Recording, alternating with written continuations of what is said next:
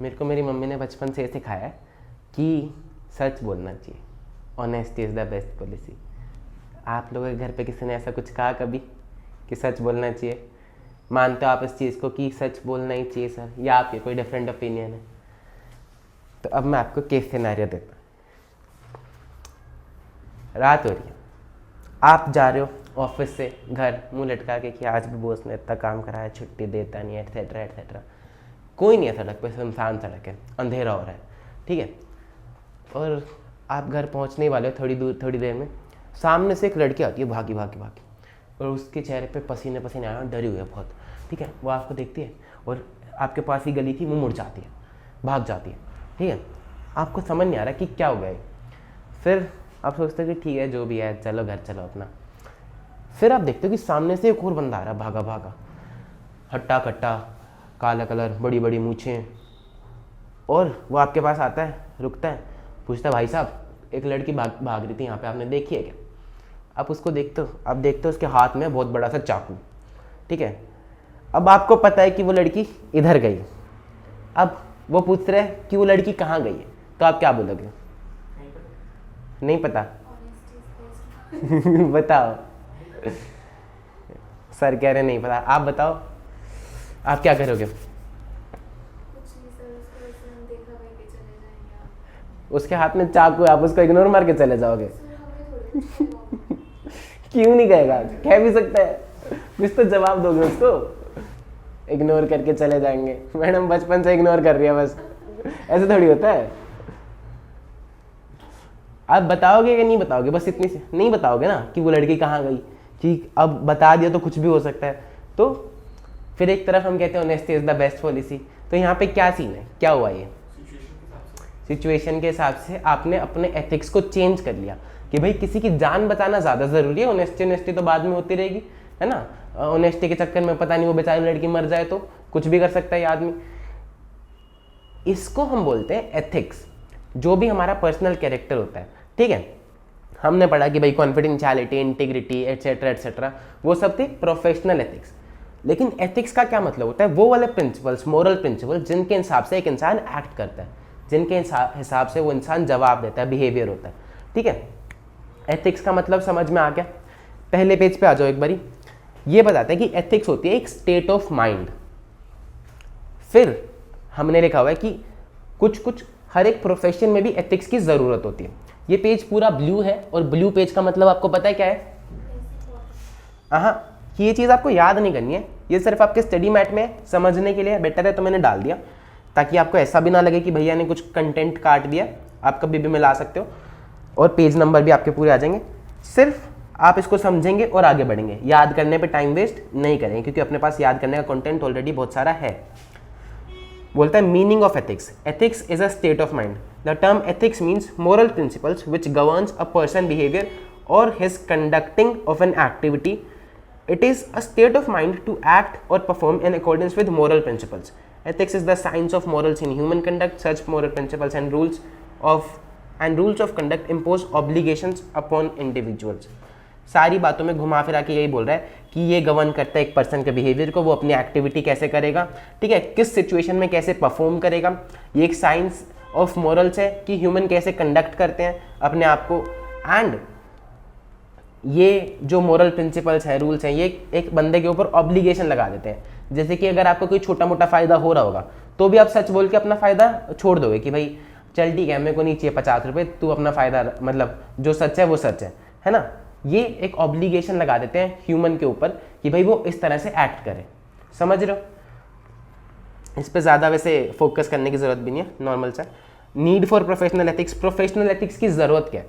अब देखो, बहुत सारे, वो जो कहानी थी, लड़की को आपने बचा लिया, ठीक है, लेकिन वो आदमी था बहुत बड़ा सीरियल किलर था, वो रात को ऐसे ही बहुत सारी लड़कियों को मार देता था। वो आदमी के पास पैसा बहुत था। अब वो आदमी क्या करता है कि इतनी सारी लड़कियों को मार देता है, लेकिन उसने देश की सबसे बड़ी लॉ फर्म को हायर कर रखा है, ठीक है, और उसको बहुत पैसे देता है। तो सारे लॉयर्स उसकी तरफ से लड़ते हैं, जी नहीं ऐसा कुछ नहीं है, कोर्ट में उसको डिफेंड करते हैं, इसलिए वो आदमी आज तक पकड़ा नहीं जा रहा। क्या ये बात ठीक है? नहीं है ना, गलत है ना। ऐसे इंसान को जेल के पीछे होना चाहिए ताकि और लोगों की जान बच सके, लेकिन कुछ लोग पैसे लेके उसको बचा रहे हैं। अगर ऐसा होने लग जाए तो हर एक क्रिमिनल जिसके पास बहुत सारा पैसा है तो देश के कानून की धज्जियां उड़ जाएंगी। इसीलिए लॉयर्स के पास भी अपना एथिकल कोड होता है कि आप सच का साथ देंगे, आप सच वाली पार्टी को ही डिफेंड करेंगे, ठीक है। सिमिलरली आप गए डॉक्टर के पास कि डॉक्टर जी पेट में बहुत दर्द हो रहा है, कोई दवाई दे दो। डॉक्टर ने चेकिंग किया, कह रहा आपका तो ऑपरेशन करना पड़ेगा। कुछ नहीं था, आपको सिर्फ छोटा सा पेट में दर्द था, कह रहा ऑपरेशन करना पड़ेगा। अगले दिन आप ऑपरेशन कराने गए, उसने आपको बेहोश किया, किडनी विडनी निकाल के बेच दी। तो अगर ऐसा हो तो लोगों का ट्रस्ट उठ जाएगा डॉक्टरी के ऊपर से, ठीक है। फिर देश में बहुत बीमारियां भी फैलेंगी तो लोग डॉक्टर के पास नहीं जाएंगे कि भाई डॉक्टर तो बहुत खराब होते हैं। तो हर एक प्रोफेशन में एथिक्स की बहुत ज़रूरत होती है ताकि लोग अपना काम सही से करें। और सिमिलरली सीए में भी जब हम एज एन ऑडिटर एक ऑडिट रिपोर्ट पे साइन करते हैं तो उसके बेसिस पे लोग अपनी ज़िंदगी की कमाई लगाते हैं, इन्वेस्ट करते हैं किसी कंपनी में। पहले क्या होता था, आजकल के टाइम में तो लोग बहुत समझदार हो गए हैं कि ऐसे सारे पैसे एक कंपनी में नहीं डालते। पहले तो लोग बहुत बहुत पैसे डालते थे। हर्षद मेहता के टाइम पे लोगों ने लोन लेके पैसे डाले हैं कि भाई तू कर्जा दे, मैं कंपनी में पैसे लगाऊंगा, मुझे भी अमीर बनना है। फिर जब वो डूबी तो बहुत सुसाइड्स हुए इंडिया में, और ये सच्ची घटना है, ठीक है। लोग कर्जा लेके पैसे डालते थे, सुसाइड करते थे फिर। तो इस तरह की चीज़ें ना हो, इसीलिए हर एक प्रोफेशन में एथिक्स की ज़रूरत है। पढ़ें, और खासकर सीए के प्रोफेशन में, क्योंकि हम जनता के लिए काम करते हैं, ठीक है। जनता हमारे बेसिस पर डिसाइड करती है कि मेरे को अपने पैसे कहाँ डालने। आजकल तो सबसे ज़रूरी पैसे ही हो गए हैं, बहुत ज़्यादा ज़रूरी। बोलते नहीं ना बाप बड़ा ना भैया, सबसे बड़ा रुपया। तो अगर वो अपने हार्ड अर्न मनी को हमारे साइन के बेसिस पे किसी कंपनी में डाल रहे हैं तो हमारा भी कुछ फ़र्ज़ बनता है कि हम एथिकली काम करें। हम पैसे लेके मैनेजमेंट के साथ मिल ना जाए, या फिर हम मैडम के लिए किसी की फाइनेंशियल स्टेटमेंट्स पे गलत साइन ना कर दें। पढ़े, professions like law, medicine have their code of ethics. हर एक प्रोफेशन का अपना एक कोड ऑफ एथिक्स होता है। In the profession of auditing, requirement of ethics is manifold. It is due to the reason that society, government, tax authorities, clients, employees, investors, business and financial community have responded tremendous trust in services rendered by CA. कि clients, tax authorities, government, जो भी लोग हैं blah blah, इन सब ने tremendous trust दिखाया जो भी सर्विसेज CA रेंडर करते हैं कि भाई CA ने इनकम टैक्स रिटर्न भरी है तो सही है, अगर उसने फाइनेंशियल स्टेटमेंट्स पे साइन करा है तो मतलब सही ही होगी, ठीक है। और The purpose of assurance engagement to enhance the confidence of the intended users. ये बात आप समझते हैं, पहले भी पढ़ी है। Therefore, users need to trust the person who is providing such services.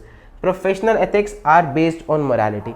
User का ट्रस्ट होना चाहिए जो भी पर्सन प्रोवाइड कर रहे हैं। अगर मान लो एक डॉक्टर, 4 डॉक्टर के केसेस आपके पास ऐसे आ जाए जिसने भाई ऑर्गन निकाल के बेच दिए, तो आपको हर लगेगा कि सारे ही डॉक्टर्स ऐसे होते हैं, डॉक्टर का नाम खराब होगा, प्रोफेशन का नाम खराब होगा। इसी तरह अगर आपने 5-6 सीएस लगातार देख लेगी, भाई इसने साइन करा था वो कंपनी डूब गई, इसने साइन करा था वो कंपनी भी फ्रॉड निकली, सब सीए मिले होते हैं।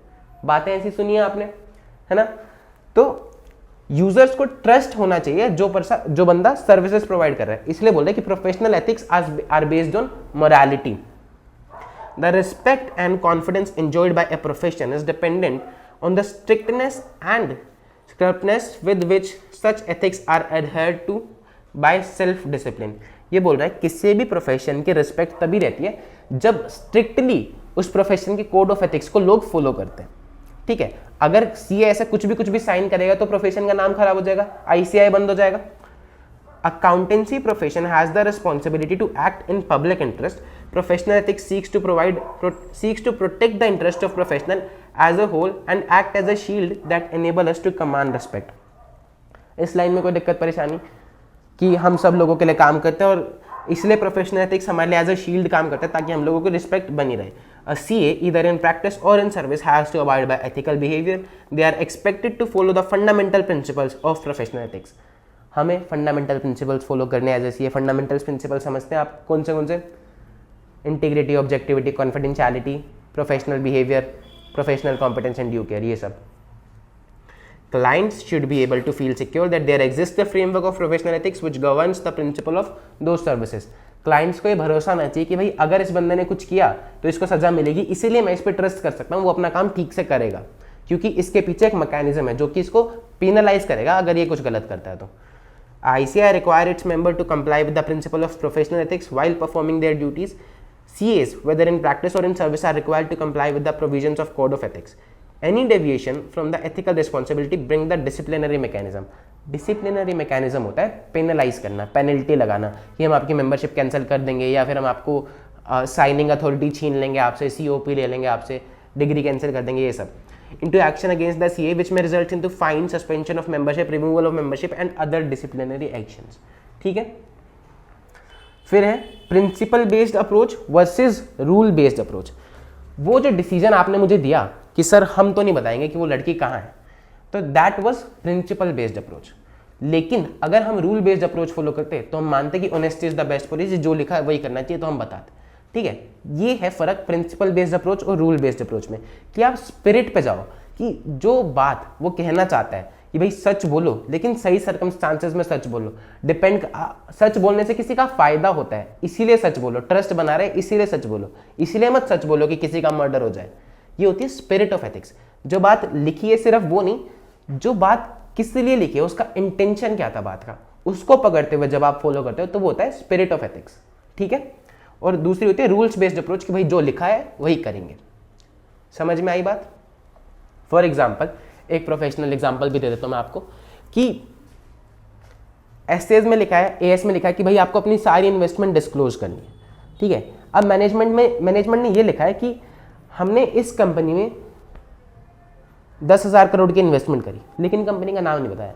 अब ऑडिटर बोल रहा है कि सर आपको नाम बताना पड़ेगा, आपने इतने पैसे शेयर होल्डर के डाले तो आप नाम बताना पड़ेगा आपको शेयर होल्डर्स, ताकि डिसाइड कर पाएं कि इतनी बड़ी इन्वेस्टमेंट आपने उस कंपनी में करी है तो आपकी इन्वेस्टमेंट डूब जाए तो शेयर होल्डर उस हिसाब से अपना डिसाइड करेंगे कि भाई शेयर से पैसे निकालने के नहीं।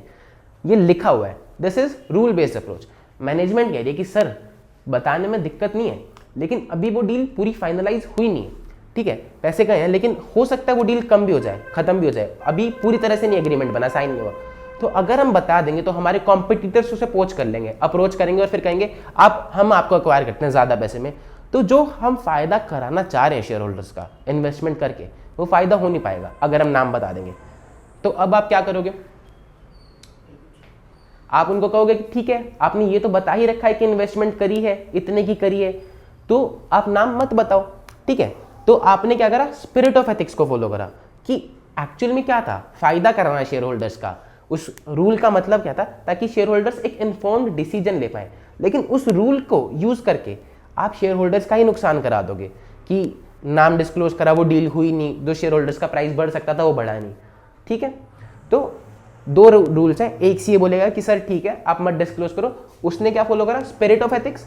और एक सीए कह रहा है कि नहीं सर आपको डिस्क्लोज करना ही पड़ेगा, मुझे नहीं पता, तो वो है रूल्स बेस्ड अप्रोच। ये आपके ऊपर है कि आप कौन सा फॉलो करना चाहते हैं। समझे? दोनों अप्रोचेस होती हैं। कॉन्फिडेंशियलिटी तब होता है जब सीए आपको जो मिली हुई इंफॉर्मेशन है वो किसी को बताए, लेकिन वो तो यहाँ पे कंपनी को ही बोल रहा है ना डिस्क्लोज करने को, क्योंकि लिखा हुआ लो में कि आप डिस्क्लोज करोगे। कंपनी तो सीए को तो पता ही है। ठीक है। अब सीए खुद जाके नहीं बताएगा ना भाई कि इन्होंने इस कंपनी में इन्वेस्टमेंट करी है, वो बोल रहा है कि मैनेजमेंट आप ही अपनी फाइनेंशियल स्टेटमेंट्स में डिस्क्लोज करो। डिस्क्लोजर रिक्वायरमेंट है ये। कॉन्फिडेंशियलिटी तब ब्रीच होगी जब सीए खुद जाके स्टेज पे चढ़ के बता दे कि भाई इन्होंने इस कंपनी में ये करा है वो करा है। समझ गए? पढ़ लें एक बारी। Principles based approach requires compliance with the spirit of ethics. It requires accountant to exercise professional judgment in every situation based upon their professional knowledge, skill and expertise. अपनी प्रोफेशनल जजमेंट लगाए, अपनी स्किल, अपनी knowledge और expertise के basis पे, और spirit of ethics को follow करें। It requires that the accountant should use professional judgement to evaluate every situation to arrive at conclusion. अपने हिसाब से हर सिचुएशन को एनालाइज करे और कंक्लूजन पे पहुंचे। ठीक है। However, rules-based approach to ethics strictly follows clearly established rules. ये बोल रहा है कि डिस्क्लोजर अगर लिखा है तो आपको करना पड़ेगा, मुझे नहीं पता किसी का फायदा किसका नुकसान, जो लिखा है वैसा होना चाहिए। It may lead to a narrow outlook and spirit of ethics may be overlooked. Spirit क्या थी यहाँ पे? ताकि शेयर होल्डर्स एक इन्फॉर्म डिसीजन ले पाए, ताकि उनका फायदा हो, उनका नुकसान ना हो। लेकिन यहाँ पर स्पिरिट ओवरलुक हो गई। अगर उसने बोला कि भाई आप डिस्क्लोज करो ही, तो अब शेयर होल्डर्स का फायदा होने से बच गया, रह गया। तो यहाँ पर स्पिरिट ओवरलुक होगी और एक नैरो आउटलुक आ गया। Strictly adhering to the rules. Further, rules-based approach is somewhat rigid as it may not be possible to deal with every practical situation relying upon rules. ये बोल रहा है कि रूल्स बेस्ड अप्रोच काफ़ी rigid हो जाती है, क्योंकि हर एक प्रैक्टिकल सिनेरियो को लिख पाना रूल्स के हिसाब से पॉसिबल नहीं हुआ था। जैसे आपके केस में था कि honesty is the best policy, लेकिन इस सिनेरियो में नहीं, ठीक है। तो वो चीज़ नहीं लिखी हुई कि इस सिनेरियो में और इस सिनेरियो में ये, तो वो रिजिड हो जाता है। Therefore it is necessary that the spirit of code is followed. इसीलिए ये ज़रूरी हो जाता है कि स्पिरिट फॉलो की जाए, ना कि रूल्स बेस्ड अप्रोच।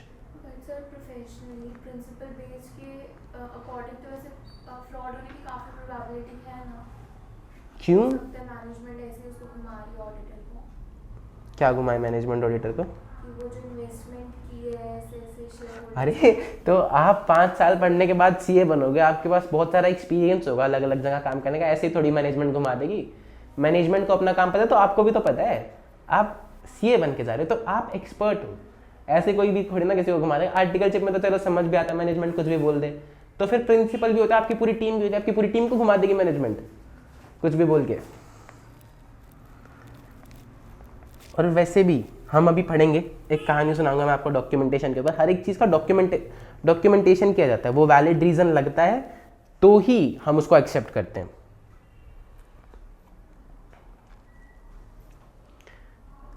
घुमा देने वाली बात को आगे बढ़ाते हैं।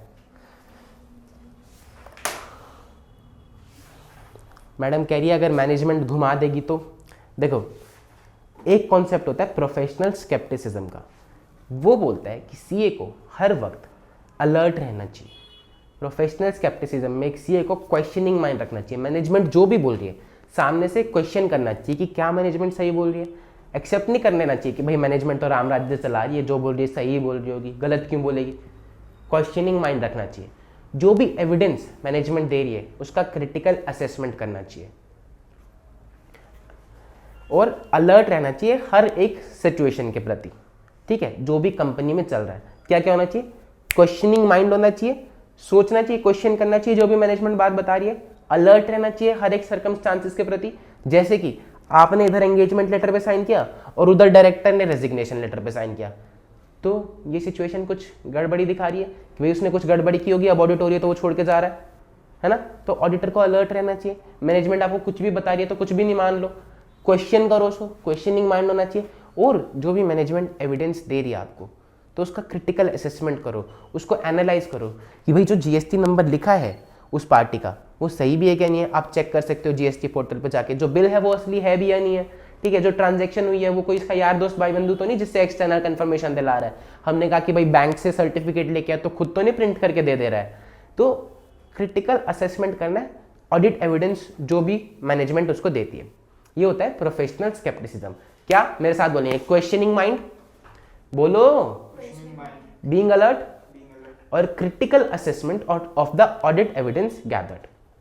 बोलो, questioning mind, being alert and critical assessment of the audit evidence gathered. Madam मैं आपको बता ही दूंगा कौन सा पेज नंबर है, क्यों ढूंढ रहे हो? हाँ जो कल पढ़ाए थे, हाँ वो तो अलग था। कैसे? उसमें भी था पहले इंक्वायरी, ऑब्जर्वेशन, इंस्पेक्शन और एनालिटिकल प्रोसीजर, ये है रिस्क असेसमेंट प्रोसीजर। ये बोल रहा है कि एक ऑडिटर को कैसा होना चाहिए, उसको क्वेश्चनिंग माइंड रखना चाहिए, अलर्ट रहना चाहिए और असेसमेंट करना चाहिए ऑडिट एविडेंस का। वो बोल रहा है कि एक एंटिटी में हम रिस्क कैसे कैसे असेस कर सकते हैं। इंक्वायरी के थ्रू हम पता लगा सकते हैं कि रिस्क ज़्यादा है कि कम है, ऑब्जर्वेशन के थ्रू हम पता लगा सकते हैं कि रिस्क ज़्यादा है कि कम है। ये दोनों चीज़ें अलग अलग तो हैं, अभी भी सेम लग रही है। अच्छा कोई बात नहीं, रुक जा, एक बारी पूरा पढ़ाता हूँ फिर तुमसे पूछूंगा कि सेम लग रही है क्या अलग लग रही है। आ जाओ पेज नंबर 18 पे। मिला? नीचे जो फोटो छपी हुई है, professional scepticism refers to an attitude. ये है ऑडिटर का एटीट्यूड, वो थे तरीके कि आप कैसे क्या करोगे। ये एक एटीट्यूड है कि ऑडिटर को कैसा होना चाहिए, personal quality. Includes a questioning mind, हर एक चीज पे सवाल उठाना चाहिए। Being alert to the conditions which may indicate possible misstatement due to fraud और error and a critical assessment of the audit evidence. ठीक है, it signifies that an auditor has to remain alert for ever. हमेशा उसको alert रहना चाहिए, ऐसा नहीं कि जो मैनेजमेंट ने बोल दिया और उसने मान लिया। The auditor shall plan and perform an audit with professional skepticism, recognizing that circumstances may exist that cause the financial statements to be materially misstated. उसको हमेशा अलर्ट रहना चाहिए, प्रोफेशनली स्केप्टिकल रहना चाहिए, ये रिकॉग्नाइज करना चाहिए कि भाई ऐसे सर्कमस्टांसेस एग्जिस्ट कर सकते हैं जिससे कि फाइनेंशियल स्टेटमेंट मटीरियली मिसस्टेट हो गई हो। जैसे कि सेग्रीगेशन ऑफ ड्यूटी का हमने कंट्रोल लगाया, या फिर बैंक में जो सेफ थी उसके अंदर कैश रखा था, बाहर हमने गार्ड्स को खड़ा किया तो वो गार्ड्स ने आपस में मिलकर चाबी खोल के कैश निकाल लिया। इस तरह की सिचुएशंस हो सकती हैं जिससे कि जो हमारी फाइनेंशियल स्टेटमेंट्स हैं वो गलत हों। एक ही बंदा सब कुछ अप्रूव कर रहा है, एक ही बंदा बिल बना रहा है, तो उसने बिल बना के पैसे ट्रांसफर कर दिए और गुड्स आए ही नहीं। ऐसी सिचुएशंस हो सकती हैं, हुई हों, जिससे कि फाइनेंशियल स्टेटमेंट में जो डेटा है वो गलत हो। ठीक है, नीचे आओ। Professional scepticism includes being alert to. अच्छा, मेरे को अब एक बात बताओ कि किसके नोट्स में लिखा नहीं हुआ पेंसिल से? लिखा हुआ आपके में? नहीं लिखा हुआ। आपके में नहीं लिखा हुआ और आपके में लिखा हुआ है, तो मैडम आप प्लीज लिख लेंगे। लिख लेंगे, बाद में लिख लेना, एक बार मेरे को पढ़ा तो लेने दो, ठीक है। वो मैंने आपको बताया, क्वेश्चनिंग माइंड, बीइंग अलर्ट और क्रिटिकल असेसमेंट। ठीक है, इधर इधर देखो, इधर मैं बोलूंगा ये सब, ठीक है, आप समझो, बाद में लिख लेना। बीइंग अलर्ट, अलर्ट रहिए कैसी कैसी सिचुएशंस के प्रति। Audit evidence that contradicts other audit evidence. मान लो एक ऐसा एविडेंट है जो दूसरे एविडेंस के साथ वो ही नहीं कर रहा। जैसे कि आपने इन्वेंट्री काउंट करा, आपने पूछा आपके पास कितनी इन्वेंट्री है, उन्होंने बताया जी 1 लाख टीवी है हमारे पास। आप जब काउंट करवाए आपने तो आपके पास 1 लाख मिले ही नहीं, आपके पास मिले 99,000, तो 1,000 टीवी का, सॉरी, हेलो, क्लास में हूँ, बोल।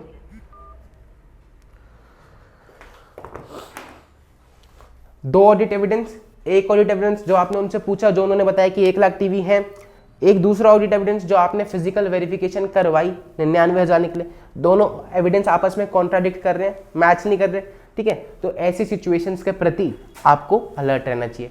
अब आप कहोगे सर ये तो फ्रॉड हो रहा है सीधा सीधा, लेकिन ऐसा भी तो हो सकता है जो 1,000 है वो ट्रांजिट में हो, किसी क्लाइंट के पास जा रहे हो, ठीक है, किसी कस्टमर के पास भेजे गए हो, या फिर रिपेयर होने गए हो, कुछ भी हो सकता है। तो ऐसी सिचुएशंस के प्रति अलर्ट रहना चाहिए। फिर और किस चीज के प्रति अलर्ट रहना चाहिए? Information that brings into question the reliability of documents and responses to inquiries to be used as audit evidence. आपने कहा मैनेजमेंट से कि आपकी एफडी है बैंक में 1 करोड़ की, आप मुझे सर्टिफिकेट दिलवा दो बैंक से, ठीक है। बैंक ने सर्टिफिकेट दिया, मैनेजमेंट कह रही कि सर हम आपको बैंक से कल सर्टिफिकेट लाके दे देंगे। मैनेजमेंट गई, आपके हाथ में सर्टिफिकेट दिया, आपको लग रहा है भाई ओरिजिनली कोई और फिगर लिखी थी और मैनेजमेंट ने एडिट करके कुछ और कर दिया। ऐसे एविडेंस जो ऑल्टर्ड लग रहे हैं आपको, आपको लग रहा है कि छेड़छाड़ी करी गई एविडेंस के साथ, तो ऐसी सिचुएशंस के प्रति भी आपको अलर्ट रहना चाहिए। तो आप क्या उस चीज़ को मान लोगे या फिर आप बैंक से दोबारा खुद कंफर्मेशन लोगे, ठीक है। तो ऐसी सिचुएशंस के प्रति अलर्ट रहे जहां पर रिलायबिलिटी ऑफ डॉक्यूमेंट्स पे शक हो। फिर कंडीशंस दैट में इंडिकेट पॉसिबल फ्रॉड, ऐसी सिचुएशंस जहां पर हो सकता है कि फ्रॉड हुआ हो। जैसे मैंने आपको बताया कि इधर ऑडिटर ने एंगेजमेंट लेटर पे साइन किया और उधर डायरेक्टर ने रेजिग्नेशन लेटर पे। आप ऑडिट करने आए और वो कंपनी छोड़ के चला गया, तो हो सकता है भाई ने फ्रॉड किया और अब पकड़े जाने के डर से कंपनी छोड़ रहा हो, ठीक है। या फिर circumstances that suggest the need for audit procedures in addition to those as required by SS। मैंने आपको बताया कि फाइनेंशियल स्टेटमेंट सही होने के लिए इंटरनल कंट्रोल लगे होने बहुत जरूरी है, लेकिन आपने इंटरनल कंट्रोल्स लगाए पर वो काम करते नहीं। कोई भी बंदा बिल बना रहा है, कोई भी बंदा पेमेंट कर रहा है, ओवरराइड कर रही है मैनेजमेंट, कुछ भी सामान अंदर जा रहा है, कुछ भी बाहर जा रहा है, कोई नोटिस कर नहीं रहा, कोई नोट नहीं कर रहा। तो ये है वीकनेस इन इंटरनल कंट्रोल। तो इसके लिए अब आपको अपने ऑडिट प्रोसीजर्स बढ़ाने पड़ेंगे कि कम करने पड़ेंगे? बढ़ाने पड़ेंगे, ठीक है।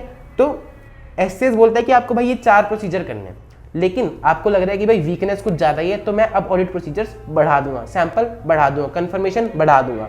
तो आपने एडिशनल ऑडिट प्रोसीजर्स करे जो कि एसए बोलता था उससे ज़्यादा, ठीक है। ये बात नहीं समझ में आई? आपको ज़्यादा ऑडिट प्रोसीजर्स करने पड़े। एसए ने बोला था कि 4 करो, लेकिन आपने 10 करे, क्यों? क्योंकि इंटरनल कंट्रोल्स में वीकनेस थी। तो ऐसी सिचुएशंस के प्रति भी अलर्ट रहना चाहिए जो कि ये सजेस्ट करते हैं कि भाई आपको और एडिशनल प्रोसीजर्स करने पड़ेंगे। सर्कमस्टांसेस क्या आते हैं? वीकनेस इन इंटरनल कंट्रोल, ठीक है। बात समझ में आई? फिर बोलता है maintaining professional scepticism throughout the audit is necessary to reduce the risk of overlooking unusual circumstances. देखो, सेल्स अब तक पिछले 5 साल से 10 लाख, 12 लाख, 13 लाख, 14 लाख ऐसे चल रही थी। इस साल होगी 50 लाख।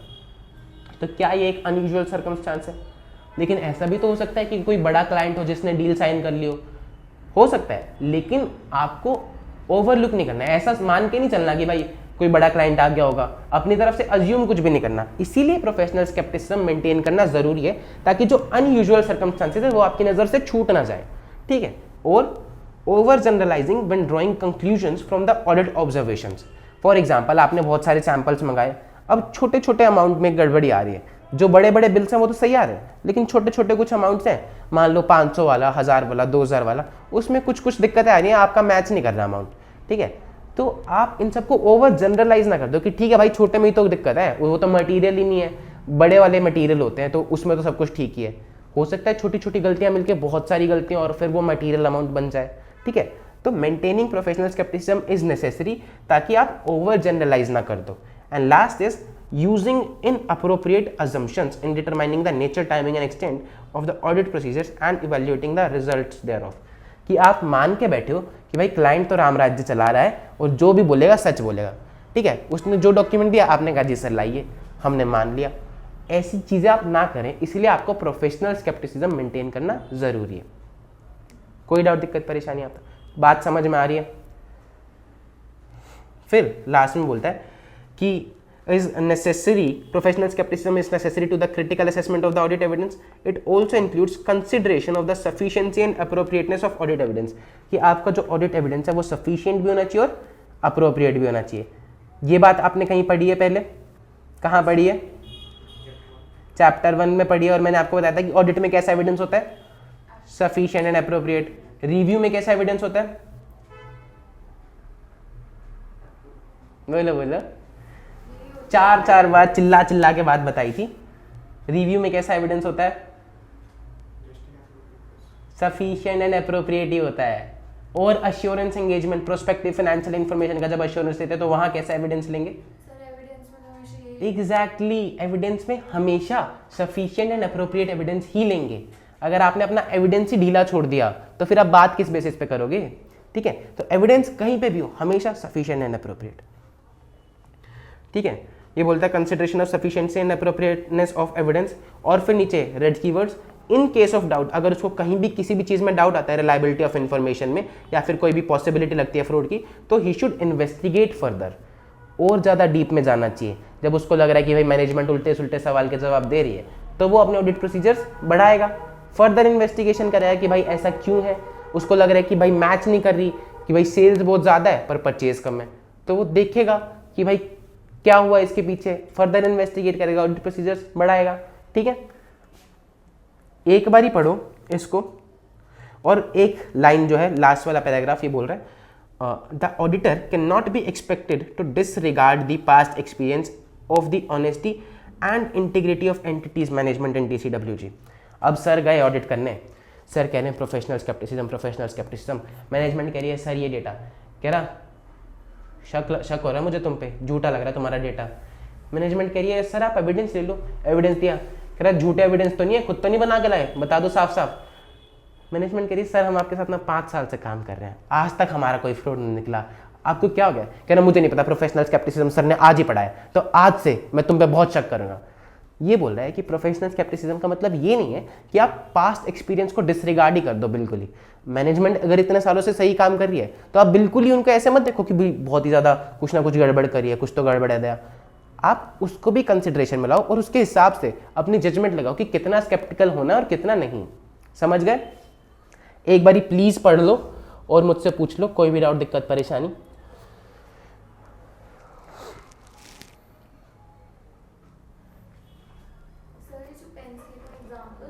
यस, ये मैंने आपके लिए इसलिए लिखे थे ताकि आप जब खुद सेल्फ स्टडी करें तो आपको याद रहे, एग्जाम में नहीं लिखने हैं, सिर्फ आपकी अंडरस्टैंडिंग के लिए।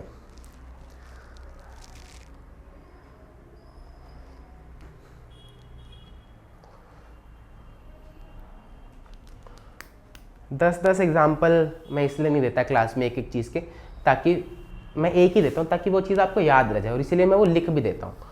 10 दूंगा ना फिर आपको लगेगा कि क्या बताया था, कंफ्यूज हो जाओगे बहुत सारे एग्जाम्पल्स में।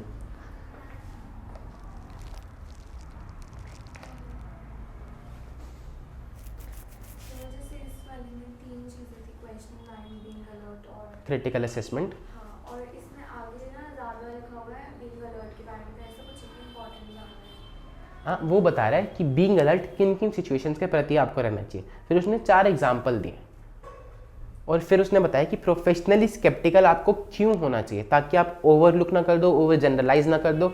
इन सभी वजह से आपको प्रोफेशनल स्केप्टिसिज्म मेंटेन करना चाहिए। पहले बताया कि होता क्या है, फिर बता रहा है कि किन किन सिचुएशंस के प्रति अलर्ट रहना है, और फिर बता रहे हैं कि प्रोफेशनली स्केप्टिकल आपको क्यों होना चाहिए।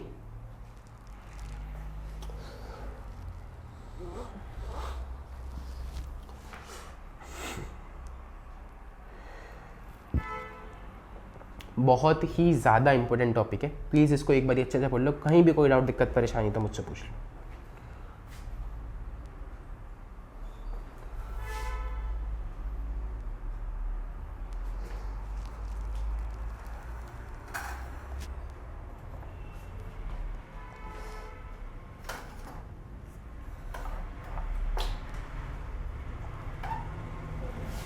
हो गया, पढ़ लिया आपने सर? हो गया।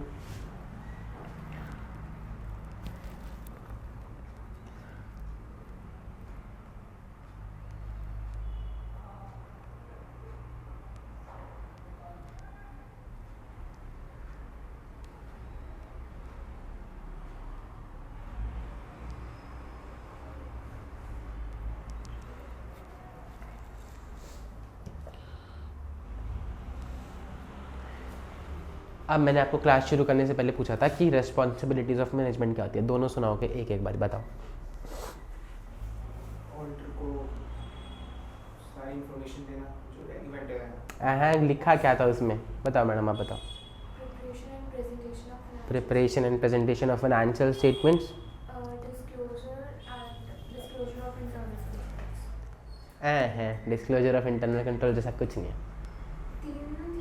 तीन थे ना? हाँ, design, implementation and maintenance of internal control. And management should disclose all relevant information, additional information and unrestricted access. Management should provide auditor with all information, additional information and unrestricted access.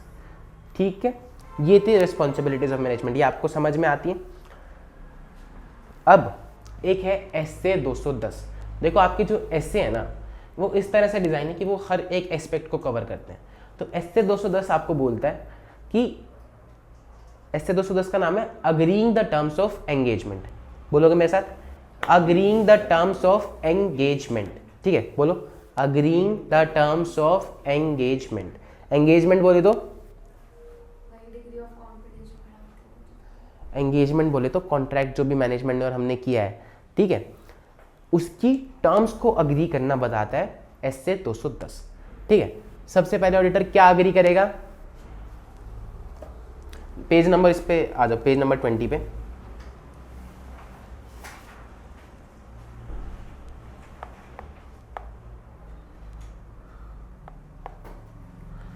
दिख रहा है page number 20? यहां पर है preconditions for an audit, मिला? इसमें बोलता है as per SA 210 agreeing the terms of engagement to establish whether the preconditions for an audit are present.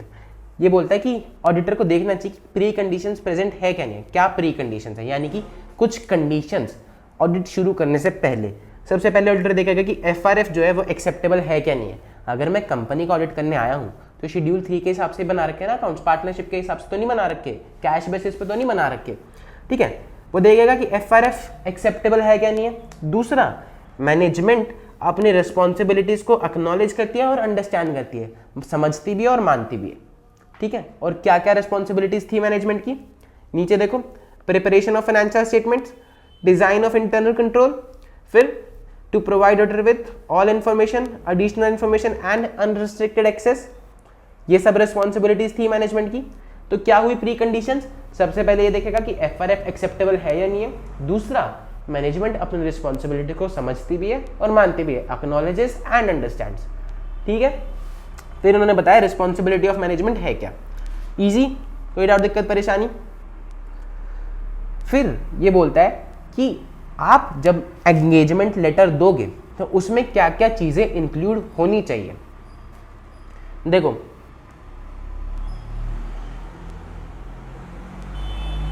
नीचे agreement on audit engagement term, ये बोलता है कि जो टर्म्स हैं वो अग्री होनी चाहिए और it should be recorded in an audit engagement letter. फिर मैंने येलो में हाईलाइट कर रखा है, the audit engagement letter is sent by the auditor to his client. Audit engagement letter हमेशा ऑडिटर भेजता है क्लाइंट को लिख के कि भाई हमारी रिस्पॉन्सिबिलिटी है, आपकी रिस्पॉन्सिबिलिटी है, इतनी फीस एटसेट्रा एटसेट्रा, अगर आप मानते हो तो साइन कर दो। इस बात को आप याद रखेंगे, एमसीक्यू में आ सकता है। कौन भेजता है ऑडिट एंगेजमेंट लेटर? ऑडिटर। ठीक है, क्लाइंट नहीं भेजता, ऑडिटर भेजता है हमेशा। And such a letter includes, इसमें क्या क्या लिखा होता है? Objective and scope of audit. Objective आपको पता है क्या होता है? बोलो ऑब्जेक्टिव ऑफ ऑडिट क्या है? पढ़ते नहीं हो first chapter. Objective of audit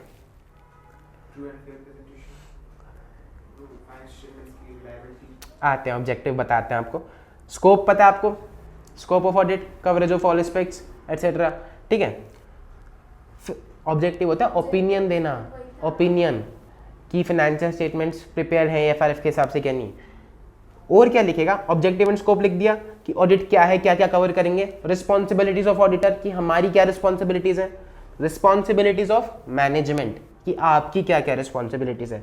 identification of AFRF for the preparation of financial statement कि आपकी जो फाइनेंशियल स्टेटमेंट्स हैं वो इस एएफआरएफ के हिसाब से प्रिपेयर होनी चाहिए, शेड्यूल 3 के हिसाब से प्रिपेयर होनी चाहिए। Reference to the expected form and content of any reports to be issued by the auditor and a statement that there may be circumstances in which a report may differ from its expected form and content। ये बोल रहा है कि auditor साथ में एक reference भी दे देगा। जैसे आपने ऑडिट्स करी होंगी और भी पहले, तो आपने ऑडिट रिपोर्ट्स बनाई होंगी, तो एक रेफरेंस दे देगा कि साहब आपकी ऑडिट रिपोर्ट इस तरह से दिखेगी कुछ, और एक डिस्क्लेमर दे देगा कि आपके सर्कमस्टांसेस के हिसाब से ये रिपोर्ट थोड़ी बहुत डिफर भी कर सकती है। सिंपल। अभी तक कोई डाउट, दिक्कत, परेशानी? एंगेजमेंट लेटर में क्या क्या लिखेगा? ऑब्जेक्टिव लिखेगा, स्कोप लिखेगा, अपनी रिस्पॉन्सिबिलिटीज लिखेगा, मैनेजमेंट के रिस्पॉन्सिबिलिटीज लिखेगा, और लिखेगा कि एएफआरएफ कौन सा है, अप्लाई कौन सा होता है आपकी फाइनेंशियल स्टेटमेंट्स पे। साथ ही में इस तरह की रिपोर्ट दिखेगी और कुछ डिफर भी हो सकता है अगर आपके सर्कमस्टांसेस चेंज हुए तो। ठीक है, यस। हाँ, किसी को भी रेफर कर सकता है, किसी कंपनी के रिपोर्ट को, मतलब सिंपल एक ऑडिट रिपोर्ट को, या फिर ऑडिट रिपोर्ट का एक फॉर्मेट रेफर कर सकते हैं कि सर इस तरह से आपका कुछ ऑडिट रिपोर्ट का फॉर्मेट रहेगा, उसमें हम बताएंगे आपकी कंपनी के हिसाब से क्या डिफर होता है। ठीक है, और ऑडिट रिपोर्ट का फॉर्मेट सेम ही होता है, जिसमें आपके चैप्टर में है, चैप्टर 5th या 6th में है, तो उसमें लिखा होता है कि भाई ऑडिट रिपोर्ट में पहले ये पैराग्राफ, फिर दूसरा ये पैराग्राफ, तीसरा ये पैराग्राफ, सेम ही होती है, बस उसमें शब्द बदल जाते हैं। आपकी कंपनी अगर सही है तो सही लिख देंगे, गलत है तो गलत लिख देंगे। ठीक है, नीचे आए, आपको एक लेटर दिख रहा है, पीजे मलियन कंपनी, ये है एक सैंपल एंगेजमेंट लेटर। ठीक है, ऑडिटर इस तरह का कुछ लेटर भेजेगा। देखो अब एक बारी फटाफट इसको पढ़ेंगे, इसमें क्या क्या लिखा है। इसमें सबसे पहले तो सीए की कंपनी का नाम लिखा है, पीजे मलियन कंपनी, चार्टर्ड अकाउंटेंट्स। ठीक है, फिर ये बता रहा है to the board of directors of Pristine Products Limited, की किसको एड्रेस कर रहे हैं हम ये लेटर? प्रिस्टीन प्रोडक्ट्स लिमिटेड उनका क्लाइंट है, कंपनी है जिनके लिए हम ऑडिट करने वाले हैं। फिर ये बोलता है objective and scope of audit. आ गई वो वाली बात जो हमने पढ़ी थी कि ऑब्जेक्टिव एंड स्कोप होना चाहिए। देखो रेड वाले कीवर्ड्स में पढ़ो, ऑब्जेक्टिव क्या ऑडिट का? To obtain reasonable assurance whether the financial statement as a whole are free from material misstatement whether due to fraud and error. ठीक है, ये है ऑब्जेक्टिव ऑडिट का। Next is responsibilities of auditor. Responsibilities of auditor में 5 point लिखेगा, इसको अभी हम पढ़ते हैं। फिर अगले पेज पे आ जाओ, responsibilities of management. Responsibilities of management पे आ गए। इसमें देखो क्या क्या लिखा है कि मैनेजमेंट की क्या रिस्पॉन्सिबिलिटी है, प्रिपरेशन ऑफ फाइनेंशियल स्टेटमेंट्स। ठीक है, किस बेसिस पे? ये बोलता है on a going concern basis. फिर consistent application of appropriate accounting policies. इस तरह का मैंने आपको कुछ पढ़ाया था पहले कि मैनेजमेंट अगर चालू है तो मैनेजमेंट क्या कर रही है, हर साल चेंज कर रही है एसएलएम से डब्ल्यूडीपी से एसएलएम, ताकि प्रॉफिट एडजस्ट कर सके। तो ऑडिटर देखेगा कि गोइंग कंसर्न बेसिस के हिसाब से बनाए हैं कि नहीं बनाए हैं। कंसिस्टेंट एप्लीकेशन है अकाउंटिंग पॉलिसीज का, and responsibility for making judgement and estimates that are reasonable. जो भी जजमेंट लगाया, एस्टिमेट लगाया कि रीवैल्यूएशन अगर आपने बिल्डिंग का करा है तो 10 लाख से 12 लाख ही करा है, जो कि उसकी एक्चुअल वैल्यू है, ना कि 10 लाख से 1 करोड़ कर दिया। ठीक है, किस बेसिस पे आप, क्या आपने प्रोविजन फॉर बैड डेट्स करे हैं तो कितने करे हैं, जो भी जजमेंट आपने लगाई, एसएम लगाई, डब्ल्यूडी, वो सब रीजनेबल होनी चाहिए। ये हो गया preparation of financial statements. Next is B point, for such internal controls to enable the preparation of financial statements, जो कि जरूरी है, financial statements that are free from material misstatement. इस तरह का इंटरनल कंट्रोल लगाना जो कि जरूरी है ताकि फाइनेंशियल स्टेटमेंट्स मटेरियल मिसस्टेटेड ना हो। ठीक है, ये रिस्पॉन्सिबिलिटी है मैनेजमेंट की। क्या क्या? पहला, प्रिपरेशन ऑफ फाइनेंशियल स्टेटमेंट्स, इधर देख के बोलो ना। ठीक है, उसमें 3 चीजें गोइंग कंसर्न के हिसाब से होना चाहिए, कंसिस्टेंट एप्लीकेशन होनी चाहिए और जजमेंट होनी चाहिए। दूसरा, इंटरनल कंट्रोल लगाना ताकि फाइनेंशियल स्टेटमेंट मटेरियली मिसस्टेटेड ना हो। और तीसरा, to provide auditor with all information, additional information and unrestricted access. ठीक है, ये चीज़ें आपको ऑलरेडी आती हैं, पढ़ी हैं पहले। फिर उसने लेटर में क्या लिखा है? फीस लिखी है, काम करेगा तो पैसे तो लेगा, कि हमारी फीस एक्स जो भी होगी एटसेट्रा एटसेट्रा। फिर वो बता रहे हैं कि रिपोर्ट किसको करेंगे, we will report to the members of Pristine Products Limited as a body. हम प्रिस्टीन प्रोडक्ट्स लिमिटेड के मेंबर्स को, शेयर होल्डर्स को रिपोर्ट करेंगे। ठीक है, and give a true and fair view in conformity with the accounting principles accepted in India. और ये बताएंगे कि जो फाइनेंशियल स्टेटमेंट है वो कंपनीज एक्ट 2013 के हिसाब से बनी है और एक ट्रू एंड फेयर व्यू देती है in conformity with the accounting principles, accounting principles के हिसाब से। फिर लास्ट में क्या लिखा है? Please sign and return the attached copy of this letter to indicate your acknowledgement. आप साइन करके दो ताकि हम मान लें कि आपने इसको एक्नॉलेज कर लिया। ठीक है, क्या क्या लिखा है इसमें? क्या क्या लिखा है? सबसे पहले लिखा objective and scope of audit, फिर responsibilities of auditor, responsibilities of management, तीसरा फीस और रिपोर्टिंग हम किसको करेंगे, और लास्ट में लिखा है कि साइन करके वापस लौटा दो। रिस्पॉन्सिबिलिटीज ऑफ मैनेजमेंट आपने समझ लिया, objective and scope of audit आपने समझ लिया। एक बार इसको पूरे को रीड करेंगे, रिस्पॉन्सिबिलिटीज ऑफ ऑडिटर को छोड़ के वो मैं आपको पढ़ाता हूँ अभी।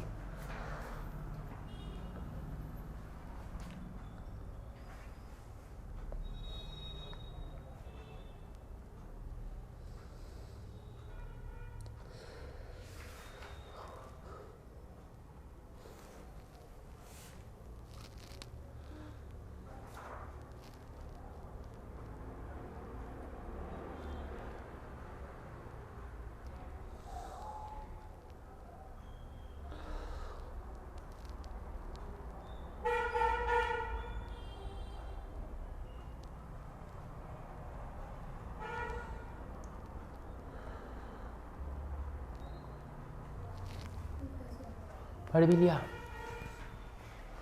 रेड वाला ही था ना? पढ़ना मैडम सारा होता है, रेड वाला तो मैं पढ़ा ही देता हूँ।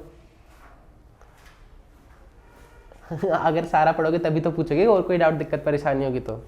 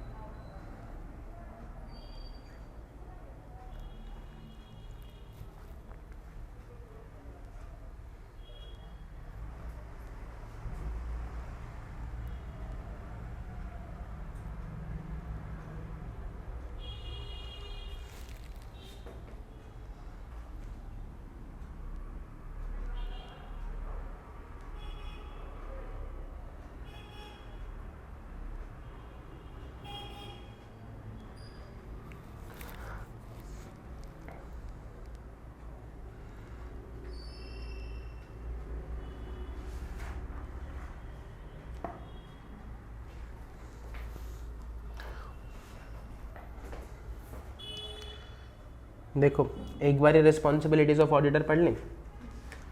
ये बोल रहा है रिस्पॉन्सिबिलिटीज ऑफ ऑडिटर क्या है। ऑडिटर मैनेजमेंट को बता रहा है कि हमारी क्या रिस्पॉन्सिबिलिटी है। मैंने आपको समझाया था आप लोगों को तो पता ही है, एटलीस्ट चैप्टर 3 में मैंने आपको समझाया था 3 बंदे भेजेगा डॉन अपने, और क्या करेगा? रिस्क असेस करेगा, पता लगाएगा कि एंटिटी में रिस्क कितना है ताकि उसके हिसाब से अपने ऑडिट प्रोसीजर्स डिसाइन कर सके। ठीक है। सो identify and assess the risk of material misstatement, ये है ऑडिटर की रिस्पॉन्सिबिलिटी, देखे कि कितना रिस्क है, आइडेंटिफाई करे, असेस करे कि रिस्क ज़्यादा है कि कम है, ठीक है। And design and perform audit procedures responsive to those risk, उसके हिसाब से अपने ऑडिट प्रोसीजर डिज़ाइन करे और परफॉर्म करे। And obtain audit evidence that is sufficient and appropriate, ठीक है, और ऑडिट एविडेंस ऑब्टेन करे जो कि सफिशिएंट अप्रोप्रिएट हो। Second, obtain an understanding of internal control relevant to audit, ताकि उसे ये पता चल सके कि इंटरनल कंट्रोल वीक है, अच्छा है, स्ट्रॉन्ग है, उसके हिसाब से वो अपने फर्दर ऑडिट प्रोसीजर डिज़ाइन कर सके, रिस्क असेस कर सके। फिर हमने बोला कि मैनेजमेंट अकाउंटिंग पॉलिसीज़ यूज़ करती है, तो अप्रोप्रिएटनेस देखिए जो भी अकाउंटिंग पॉलिसीज़ यूज़ करी है मैनेजमेंट ने, तीसरा पॉइंट। चौथा point, appropriateness of use of going concern basis, हमने पढ़ा मैनेजमेंट की रिस्पॉन्सिबिलिटी है फाइनेंशियल स्टेटमेंट्स बनाने की, वो बनाएगी गोइंग कंसर्न बेसिस पे। तो हम ये देखेंगे कि मैनेजमेंट चला भी सकती है कंपनी को लंबे टाइम तक, ऐसा तो नहीं कि मैनेजमेंट ने लोन ले रखा बहुत ज़्यादा, कल बंद होने की कगार पे है कंपनी और गोइंग कंसर्न के बेसिस पे बनाई जा रही है अकाउंट्स। तो हम देखेंगे कि जो गोइंग कंसर्न बेसिस यूज़ करिए, अजम्पशन यूज़ करिए, क्या वो अप्रोप्रिएट है या नहीं, क्या कैश बेसिस पे करनी चाहिए, क्या मैनेजमेंट को डिस्क्लोजर दे देना चाहिए कि भाई कंपनी होने वाली है बंद, फंडिंग ही नहीं मिल रही कंपनी को, हर साल लॉसेज हो रहे हैं, कोई फंडिंग नहीं दे रहा, अब कंपनी बंद होने की कगार पे है, सैलरी देने के पैसे नहीं है, मैनेजमेंट दिखा रही है कि गोइंग कंसर्न बेसिस, इतने डेटर इतने क्रेडिटर। जब कंपनी ही नहीं रहेगी तो कौन आपका कैश देगा और किसको आप क्रेडिटर मानोगे, ठीक है। तो जो गोइंग कंसर्न अजम्पशन है वो अप्रोप्रिएट है या नहीं है, ऑडिटर चेक करेगा। फिर ऑडिटर ये भी बताएगा, लास्ट की 2 लाइनें इसी पैराग्राफ की, कि जो भी हमने एविडेंस लिया है वो ऑडिट रिपोर्ट तक की डेट के एविडेंस में हम बता रहे हैं। आज हम बोल रहे हैं कि मैनेजमेंट ने गोइंग कंसर्न यूज़ किया तो सही है, कंपनी चल सकती है, लेकिन कल को कुछ भी हो सकता है जिसकी वजह से हो सकता है कंपनी बंद हो जाए, कोरोना आ गया या फिर रिलायंस ने जियो लॉन्च कर दिया तो सिम की कंपनीज बंद होगी, कल को क्या होगा उसका हमारा कोई जिम्मेदारी नहीं है। तो ये बोलता है are conclusions are based on audit evidence obtained up to the date of audit report, however future events और conditions may cause the company to cease to continue as a going concern, ठीक है। फिर evaluate the overall presentation structure and content of the financial statement including the disclosure and whether the financial statement represent the underlying transaction in a matter that achieves fair presentation. वो presentation देखेगा, structure देखेगा और content देखेगा financial statements का, और उसके हिसाब से बताएगा कि जो मैनेजमेंट ने प्रेजेंट किया है वो सही प्रेजेंट किया है और फेयर प्रेजेंटेशन है या नहीं है, ठीक है। ऑडिटर का काम क्या होता है, फाइनेंशियल स्टेटमेंट्स चेक करना। तो जो भी प्रेजेंटेशन स्ट्रक्चर और कंटेंट होगा फाइनेंशियल स्टेटमेंट्स का वो देखेगा और देखेगा कि जो भी ट्रांजैक्शन है वो फेयर प्रेजेंटेशन अचीव कर रही है कि नहीं कर रही, कंफ्यूजिंग तो नहीं है। हमने पढ़ा था ना कि अनएम्बिगियस होनी चाहिए, क्लियर होनी चाहिए, ये चीज़ें हमने पढ़ी थी, कहाँ पढ़ी थी, clear and unambiguous first chapter में पढ़ी थी। शेड्यूल 3 के हिसाब से अगर बनाना है तो वही बनाया है, पार्टनरशिप के हिसाब से टी शेप बनाना है तो वही बनाया है, तो प्रेजेंटेशन स्ट्रक्चर, ठीक है। रिजर्व एंड सरप्लस के अंदर प्रॉफिट एंड लॉसेस आने चाहिए तो वहीं लिखे हैं, ये सारी चीज़ें वो देखेगा, फाइनेंशियल स्टेटमेंट को इवैल्यूएट करेगा। अब आप एक बारी पूरा पढ़ेंगे। और एक चीज़ और देखो, रिस्पॉन्सिबिलिटीज ऑफ ऑडिटर में ही लास्ट का, सबसे लास्ट का paragraph, because of inherent limitations मिला। ऑडिटर ये भी लिखेगा कि इनहेरेंट लिमिटेशंस ऑफ ऑडिट की वजह से there is an unavoidable risk that some material misstatements may not be detected, कि कुछ मटेरियल मिसस्टेटमेंट डिटेक्ट ना हो पाए even though the audit is properly planned and performed in accordance with SAs. ये सारी चीज़ें आपने पढ़ी हैं कि हम एब्सोल्यूट एश्योरेंस नहीं दे सकते, तो उसने लिख के भी बता दी एंगेजमेंट लेटर में, ठीक है। अब आप प्लीज़ एक बारी पढ़ लोगे इसको पूरा।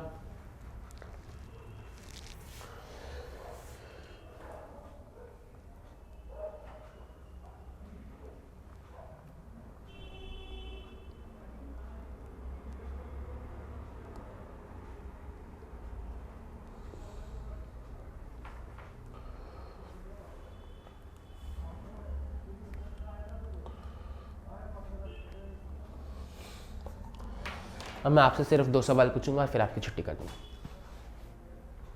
तो अच्छे से पढ़ लो।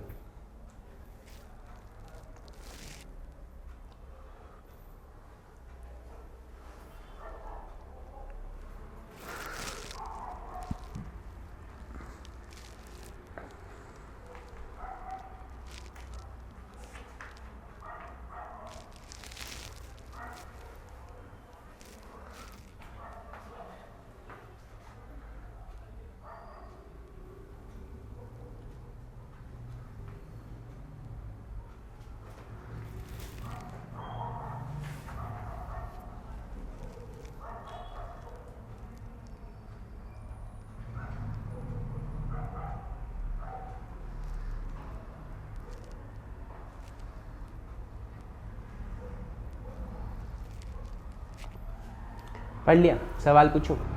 पीयूष कह रहा था कि सर मैं ना बहुत बोलता हूँ, पूरी क्लास में चुप बैठता है लड़का, फिर कहता मैं बहुत बोलता ही नहीं है। अब एक बात बताओ, हमने बता दिया कि रिस्पॉन्सिबिलिटीज ऑफ मैनेजमेंट क्या है, pre conditions of an audit क्या है। प्री कंडीशंस का मतलब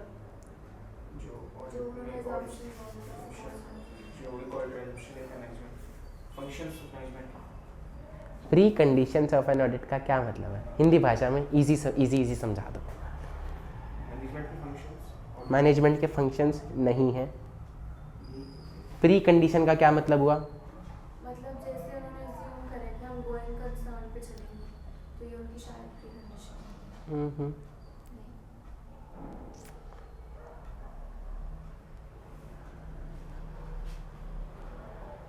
सोचो। हाँ हाँ, कैसे बनाना है सब कुछ, policies, counting policy, response. Condition से पहले डिसाइड करने को प्री कंडीशन। हाँ, आप पहुँच रहे हो वहाँ तक थोड़ा थोड़ा। आप एक बात बताओ, मैंने आपको कहानी सुनाई थी कि आप ऑडिट करने गए, मैनेजमेंट के दरवाजे पे खटखटाया, मैनेजमेंट कह रही है यार आज मन नहीं ऑडिट कराने का। फिर मैनेजमेंट ने क्या करा, आपको 2 पन्ने दे दिए, कर लो ऑडिट, और कुछ नहीं देंगे। ये सब क्या था? लेटर्स में जो लिखते कि हमें ये चीजें चाहिए। प्री कंडीशन का मतलब होता है पहले से ही डिसाइड की गई कंडीशन कि भाई अगर तुम अग्री करते हो तो हम ऑडिट कराएंगे।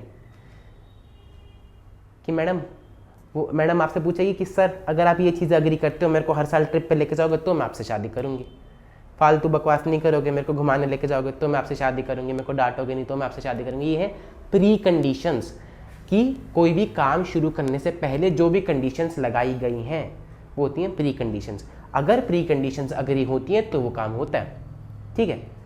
अगर मैनेजमेंट को हमने बोला कि आपकी रिस्पॉन्सिबिलिटी है, मैनेजमेंट कह रही हम तो नहीं मानते, कर लो क्या करोगे, हम तो नहीं देंगे इन्फॉर्मेशन, हम तो नहीं देंगे एक्सेस, फिर क्या करोगे आप? हाँ, कुछ भी नहीं कर सकते। हम लेटर कैंसिल कर देंगे, हम ऑडिट करेंगे ही नहीं कि भाई अगर तुम ये सब नहीं दोगे, एविडेंस नहीं दोगे, डेटा नहीं दोगे तो हम ऑडिट ही नहीं लेंगे, ठीक है। अगर प्री कंडीशंस प्रेजेंट नहीं होगी तो आप ऑडिट एक्सेप्ट नहीं करोगे। लेकिन अगर सरकार आपको कह रही है, गवर्नमेंट आपको कह रही है, टैक्स अथॉरिटी आपको कह रही है कि भाई ऑडिट कर दे इसका, वो कह रहे हैं कि हमारा तो फाइनेंशियल स्टेटमेंट ऐसे बना ही नहीं शेड्यूल 3 के हिसाब से, या फिर हमारे पास पूरे एविडेंस है ही नहीं तो पूरे नहीं दे सकते हम, तो आप क्या करोगे? कहा किसने है? तो करनी पड़ेगी। जब लॉ ने बोला, सरकार ने बोला कि आप करो तो करनी पड़ेगी, ठीक है।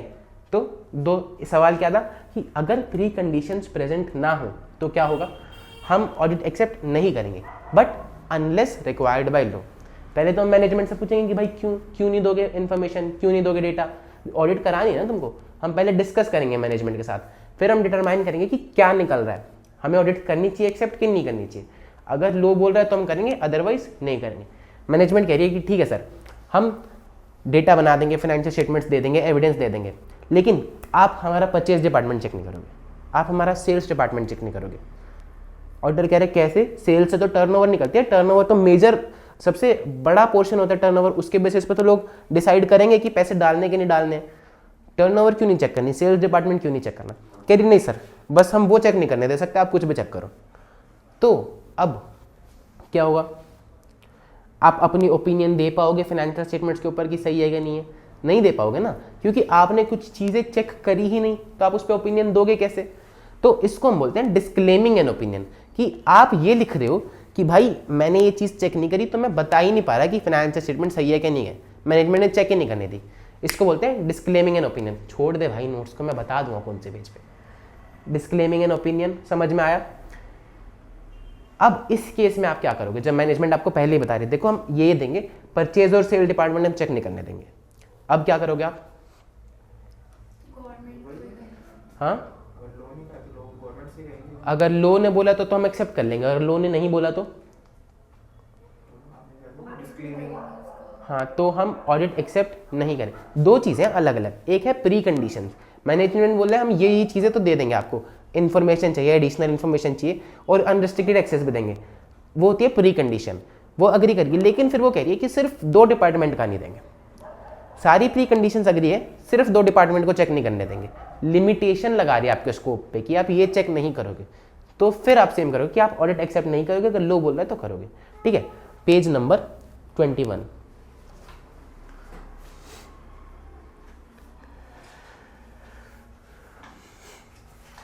ये बोल रहा है what happens if the preconditions for an audit are not present, कि क्या होगा अगर प्री कंडीशंस ही प्रेजेंट ना हो। प्री कंडीशंस आप समझ गए, ठीक है।